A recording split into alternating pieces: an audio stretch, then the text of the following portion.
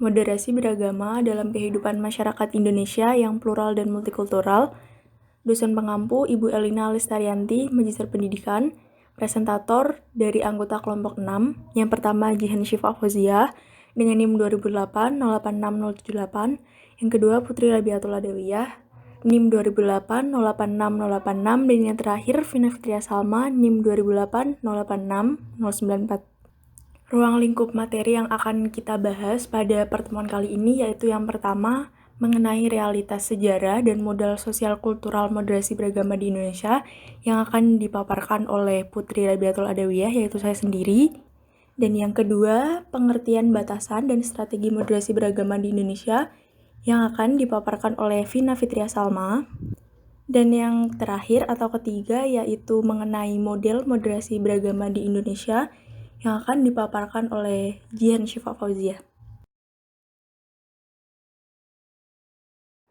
Sebelum kita menuju ke pembahasan utama, ada baiknya kita terlebih dahulu menyimak latar belakang dari pembahasan materi pada hari ini.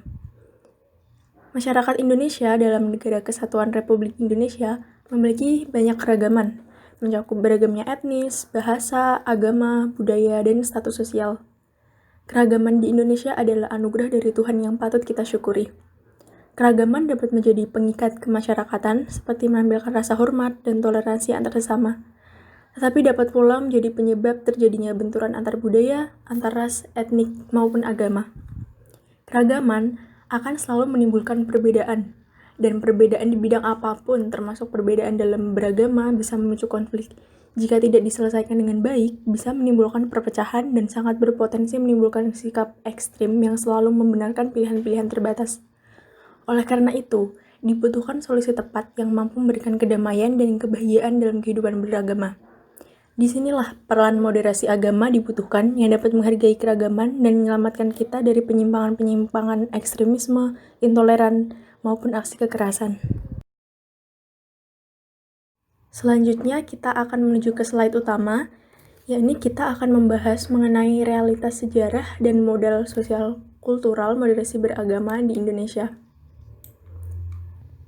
Yang pertama kita akan membahas Wali Songo dan moderasi beragama. Moderasi beragama adalah wacana yang belakangan digaungkan kembali. Fenomena ekstremisme berdasar agama menjadi salah satu penyebabnya. Jika ditilik ke belakang, moderasi bukan persoalan baru bagi Islam di Indonesia. Di sebelah wilayah Jawa Barat, Jawa Tengah, dan Jawa Timur, sejarah mencatat peran 9 tokoh Islam yang dikenal sebagai Wali Songo. Bukan hanya karena menjadi penyebar agama Islam pada masanya, mereka juga dikenal karena sikapnya yang moderat. Tentunya, peran Wali Songo dalam bermoderasi agama telah dipaparkan oleh para presentator dari kelompok terdahulu, tetapi dari kelompok 6 akan mencoba menegaskan kembali peran Wali Songo dalam realitas sejarah moderasi beragama di Indonesia yang notabene masyarakatnya plural dan multikultural. Wali Songo berarti 9 orang wali. Mereka adalah Maulana Malik Ibrahim, Sunan Ampel, Sunan Giri, Sunan Bonang, Sunan Derajat, Sunan Kalijaga, Sunan Kudus, Sunan Muria, serta Sunan Gunung Jati. Mereka dapat mendialogkan budaya dengan agama. Para wali mempunyai misi agar masyarakat Jawa bisa memilih tradisi yang sesuai atau yang tidak sesuai dengan ajaran agama. Para Wali Songo adalah pembaharu masyarakat pada masanya. Pengaruh mereka sangat terasa dalam beragam bentuk peradaban baru masyarakat Jawa, mulai dari kesehatan, bercocok tanam, perniagaan, kebudayaan, kesenian, pemerintahan, hingga metode dakwah. Filosofi dakwah bil hikmah Wali Songo adalah mengambil ikan tanpa membuat keruh airnya. Sebuah pegangan dalam kehidupan dakwah yang tanpa dibarengi tindakan kekerasan atau pemaksaan sebagaimana yang sering kita saksikan saat ini. Wali Songo dengan misi dakwahnya dapat bersaing secara sportif dengan pemuka-pemuka agama lain tanpa unsur kecurangan. Melalui Wali Songo, Islam di Nusantara disebarkan melalui cara yang sangat simpatik. Misalnya metode dakwah yang dilakukan oleh Sunan Kudus atau Sayyid Ja'far Shodiq. Beliau menciptakan narasi bahwa sapi adalah hewan yang dihormati sehingga mendapat simpati dari masyarakat Hindu. Warisan besar ajaran Sunan Kudus tersebut masih diselenggarakan di kota Kudus hingga kini. Umat muslim di kala Idul Adha misalnya, memilih untuk menyembelih kerbau sebagai ganti sapi. Begitupun sejumlah menu makanan berbahan daging yang menghindari daging sapi. Selain itu, arsitektur Masjid Menara Kudus yang dibangun pada 1459 Masehi oleh Sunan Kudus juga mengadopsi gaya Hindu di sebagian bangunannya. Selain itu, Sunan Kalijaga juga menerapkan metode dakwah dengan menggunakan pagelaran wayang kulit. Wayang kemudian dikenal sebagai cara moderat bagi Sunan Kalijaga dalam menyebarkan ajaran agama Islam. Tidak hanya teknis pertunjukannya yang dikembangkan, kisah di dalamnya juga disesuaikan untuk menunjukkan wajah agama yang damai. Apa yang diajarkan Wali Songo berdampak sampai saat ini, karena di Indonesia tidak ada luka warisan antar generasi sebagai dampak dari penyebaran agama. Cara-cara moderat yang dilakukan para wali nyatanya terbukti ampuh menyebarkan Islam secara damai. Berikutnya kita akan membahas mengenai modal sosial kultural moderasi beragama di Indonesia. Salah satu modal sosial yang menjadi ciri khas bangsa Indonesia adalah budaya gotong royong yang sejak lama telah melekat pada setiap lapisan masyarakat. Gotong mempunyai arti angkat atau pikul, dan royong berarti bersama-sama. Gotong royong secara harfiah berarti mengangkat atau mengerjakan sesuatu secara bersama-sama. Gotong royong adalah perwujudan nyata dari semangat kesatuan dan persatuan bangsa Indonesia. Sikap ini mempunyai nilai moral yang tinggi, seperti kebersamaan, rasa empati, saling membantu, dan lebih mengutamakan kepentingan bersama. Sikap ini dapat dijumpai pada aktivitas keseharian masyarakat Indonesia seperti kegiatan perayaan, bakti sosial, aktivitas pertanian, peristiwa bencana atau kematian, bahkan sosial keagamaan. Sikap ini menggambarkan bagaimana bangsa Indonesia lebih mengedepankan kemanusiaan dan persamaan daripada perbedaan. Kebersamaan yang ditunjukkan warga Cempaka Baru, Kemayoran, Jakarta Pusat pada 26 Agustus 2019 misalnya, adalah salah satu wujud gotong royong terkait sosial keagamaan tanpa saling mengganggu keyakinan. Saat itu, upacara kebaktian tutup peti untuk seorang warga beragama Kristen yang meninggal terpaksa dilakukan di pelataran Masjid Darussalam, dipimpin pendeta, serta dihadiri keluarga dan warga Kristiani sekitar masjid. Aktivitas itu dilakukan setelah pihak keluarga meminta izin kepada Dewan Kemakmuran Masjid atau DKM agar dapat menggunakan halaman masjid untuk kegiatan kebaktian tutup peti. Alasannya, gang menuju rumah duka terlalu sempit sehingga menyulitkan peti jenazah masuk keluar menuju rumah duka. Pengurus DKM Darussalam sendiri mempersilahkan halaman masjid digunakan untuk kegiatan peribadatan tersebut dengan niat berbuat baik, saling membantu sesama, tak terkecuali terhadap pemeluk agama lain. Atas peristiwa tersebut, Menteri Agama Lukman Hakim Saifuddin memberikan apresiasi dan menjelaskan bahwa mungkin bagi pengurus masjid dan warga setempat, peristiwa itu adalah hal biasa, bagian dari gotong royong kewarganegaraan. Namun, bagi masyarakat luas dan mata dunia, ia menjadi contoh dan bukti bahwa toleransi antar umat beragama di Indonesia sangat tinggi, karena masing-masing umat beragama meyakini bahwa hakikatnya agama diturunkan untuk senantiasa menebarkan damai dan rahmat bagi sesama. Selain itu, modal sosial lain yang dimiliki oleh bangsa Indonesia adalah budaya bermusyawarah yang telah diimplementasikan oleh masyarakat Indonesia sejak dahulu. Masyarakat Indonesia sangatlah sadar akan pentingnya musyawarah dalam menyelesaikan segala bentuk permasalahan dalam kehidupan masyarakat. Cara ini menjadi wadah bagi semua orang untuk dapat saling memberikan dan mendengarkan pendapat. Di dalam musyawarah, tidak ada orang atau kelompok yang dapat mendominasi dan memaksakan kehendaknya. Budaya ini dipraktikkan oleh bangsa Indonesia untuk mencapai suatu kesepakatan bersama. Berkat pengalaman bangsa Indonesia yang mampu menghadapi tantangan perbedaan dengan selalu mengedepankan kepentingan bersama, Indonesia seringkali berperan sebagai penengah di kawasan. Misalnya, Indonesia berhasil memediasi konflik di Mindanao antara pemerintah Filipina dan Moro National Liberation Front atau MNLF. Dengan bantuan Indonesia, perjanjian damai akhirnya dapat terwujud yang ditandai dengan penandatanganan kesepakatan untuk membuat kawasan otonomi Muslim Mindanao.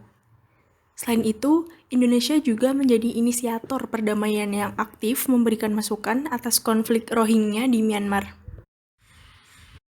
Budaya gotong royong, mengedepankan musyawarah, dan selalu mengedepankan kepentingan bersama yang dimiliki bangsa Indonesia, itu adalah menjadi modal penting dalam penerapan moderasi beragama di Indonesia yang pada dasarnya masyarakatnya adalah plural dan multikultural.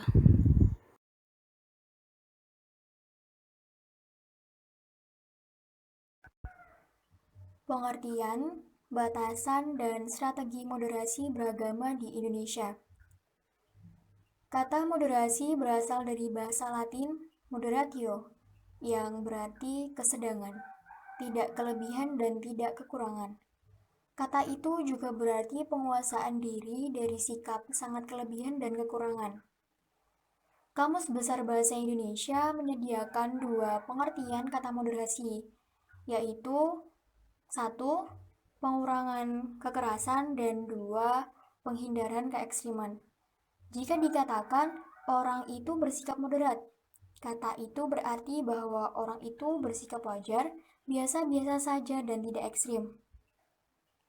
Dalam bahasa Inggris, kata moderation sering digunakan dalam pengertian average, rata-rata, core, inti, standard, baku, atau non-aligned, tidak berpihak.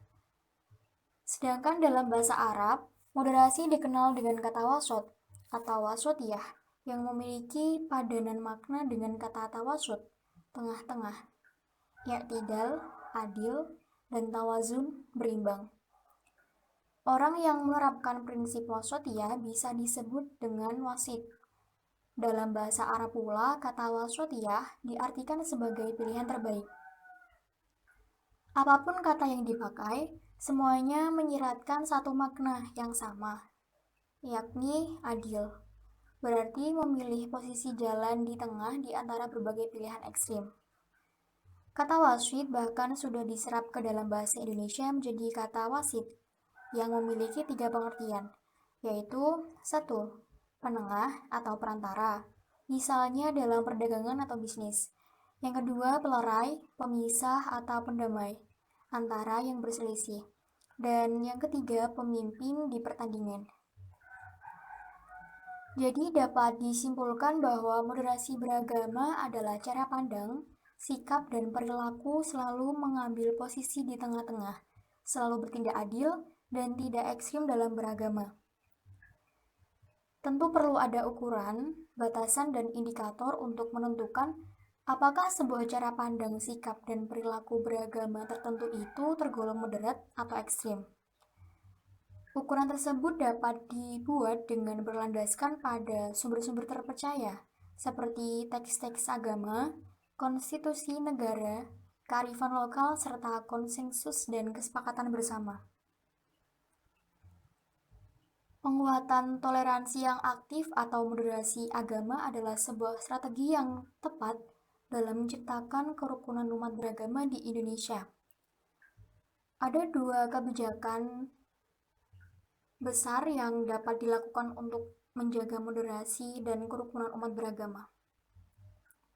Pertama, memberdayakan masyarakat, kelompok-kelompok agama, serta pemuka agama untuk menyelesaikan sendiri masalah kerukunan umat beragama. Dan yang kedua, memberikan rambu-rambu melalui regulasi dan program relevan dalam pengelolaan kerukunan umat beragama. Selain itu, upaya-upaya untuk mendorong moderasi dan kerukunan antar umat beragama juga harus terus dilakukan. Upaya-upaya tersebut diantaranya memperkuat landasan atau dasar, aturan atau etika bersama tentang kerukunan internal dan antar umat beragama. Membangun harmoni sosial dan persatuan nasional dalam bentuk upaya mendorong dan mengarahkan seluruh umat beragama untuk hidup rukun dalam bingkai teologi yang ideal untuk menciptakan kebersamaan dan sikap toleransi.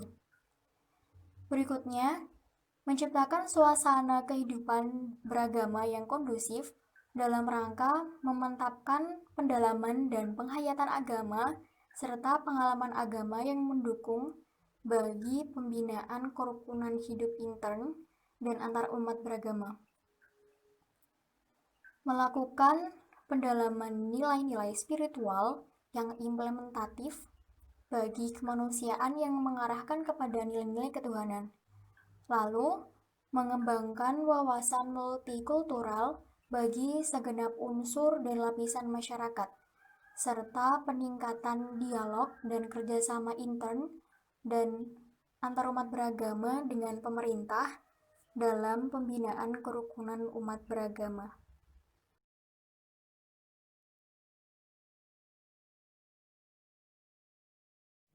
Baik, setelah kita membahas mengenai pengertian, batasan, dan strategi moderasi beragama di Indonesia, berikutnya kita akan memaparkan seperti apa model moderasi beragama yang pas, sefrekuensi, atau cocok dengan masyarakat Indonesia yang notabene adalah masyarakat plural dan multikultural.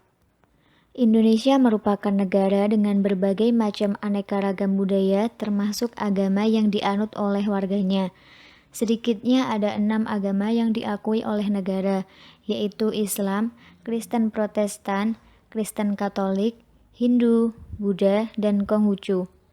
Bahkan di masing-masing agama tersebut juga masih terdapat berbagai aliran tersendiri.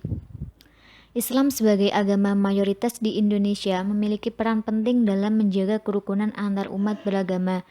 Seperti yang diketahui dalam Al-Quran, tertuliskan bahwa Islam merupakan agama rahmatan lil alamin, sehingga seyogyanya agama tersebut dapat memberikan ketenangan dan ketentraman dimanapun saja, termasuk di Indonesia.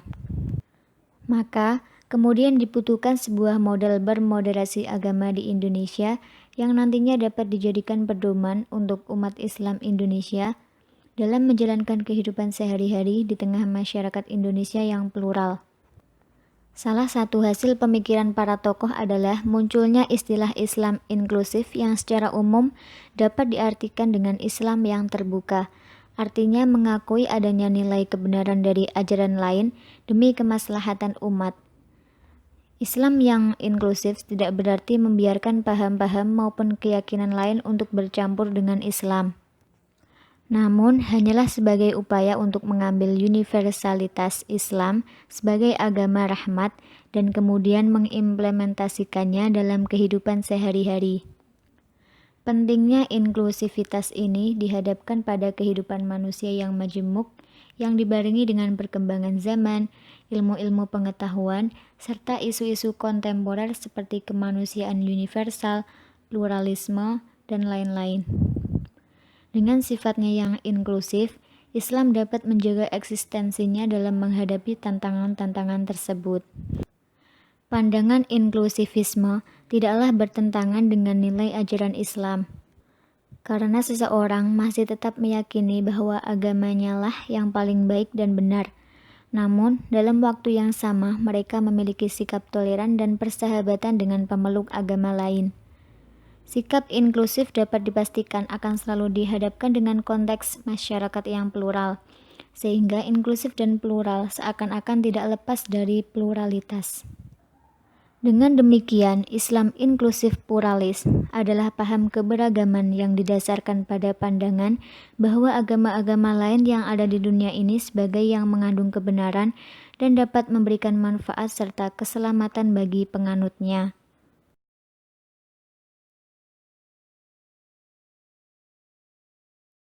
Kami dari kelompok 6 mengucapkan terima kasih karena telah memperhatikan penyampaian materi dari kami dengan baik. Kami dari kelompok 6 memohon maaf jika ada tutur kata yang kurang berkenan di hati maupun pada saat penyampaian materi yang kurang mengena di hati, karena manusia adalah tempatnya berbuat salah dan berdosa. Dari kami sekian. Semoga materi yang kami sampaikan pada hari ini dapat membawa keberkahan bagi diri kita sendiri maupun orang lain dan dapat kita manfaatkan dengan sebaik-baiknya. Assalamualaikum warahmatullahi wabarakatuh.